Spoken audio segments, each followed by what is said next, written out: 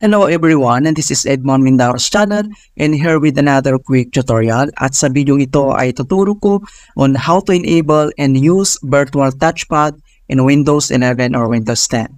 So this should hopefully be a pretty straightforward process guys, and let's go ahead. Ang next step ay dito lang sa start menu, so right click lang tayo and then select mo lang yung settings. Dito sa settings ay kailangan mo lang select yung personalizations, and then dito sa personalization, scroll down and select natin yung taskbar. Ito siya, so click lang natin yan. And then dito sa taskbar at makikita mo dito yung system tray icons, scroll down at makikita mo na dito yung virtual touchpad. Okay, so kung paano ba ito i-turn on, so i-click mo lang itong button nito para ma-turn on siya. Alright, so click lang natin yan. And then na-turn on na siya at dito lang sa taskbar natin, makikita mo dito yung virtual touchpad icon. Ito siya. Alright, so virtual touchpad, kung paano ito gamitin, so ipapakita ko sa inyo.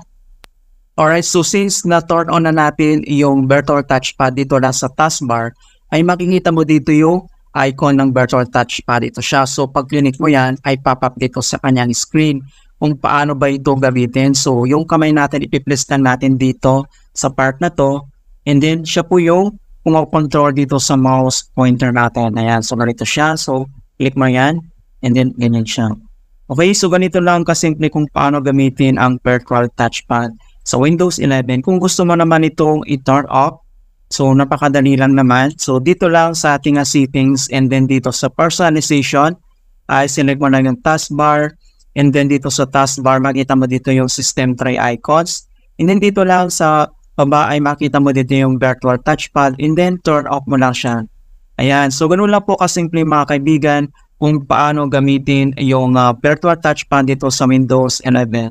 Alright, so please don't forget to like this video and subscribe to my channel for more helpful tutorials and tips. And if you have any questions or suggestions, please leave them in the comment down below. Thank you guys and see you in my next tutorial.